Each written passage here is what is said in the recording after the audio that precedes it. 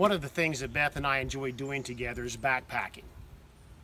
There's nothing more refreshing and renewing for me than getting out in the wilderness for a few days away from all signs of civilization.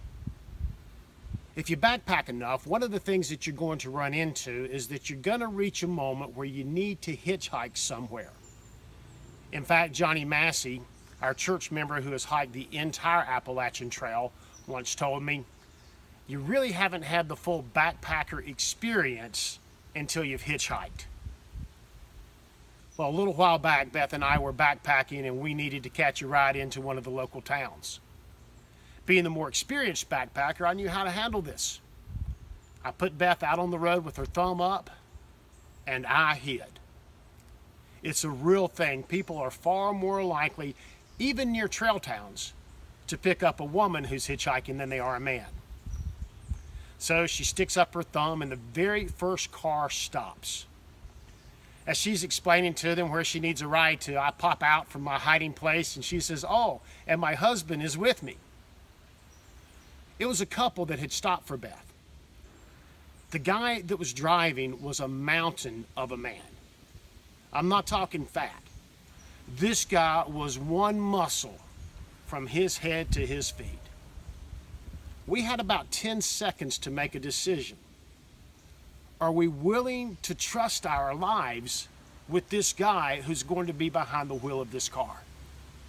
Are we willing to take that risk that he's actually going to deliver us where we want him to take us? And it was obvious that this guy was not from around here. He had a very thick Eastern European accent. Well, in the end, Beth and I climbed into the car. Roman turned out to be a really nice guy. In fact, we actually exchanged emails a few times after he was kind enough to give us that ride. Life kind of feels a bit like that, doesn't it? Life can be a pretty uncertain ride at times. I can try to psych myself up to do daring things into believing that everything is going to turn out all right. But the real question is this: is there someone actually at the wheel of this thing we call life? If so, is this someone that I can actually trust? That really is the great question that we have to settle when we talk about truly exercising daring faith in God, isn't it? Can I really count on God with my life and with my well-being? In about a month, you're going to be asked to take a very tangible step of faith in God. This is a rather frightening step because it involves your finances.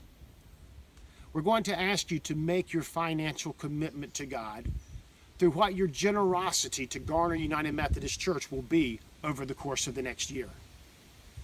On that same day, you will be invited to bring your initial gift, your first fruits of that financial commitment. At a moment like that, it really does come down to a trust God issue. So, are you willing to do it? Are you willing to take a step of generosity?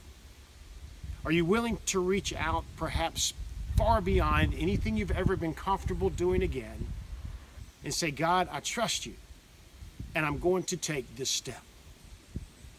Are you going to trust God in every area, including your generosity? Go ahead. I dare you.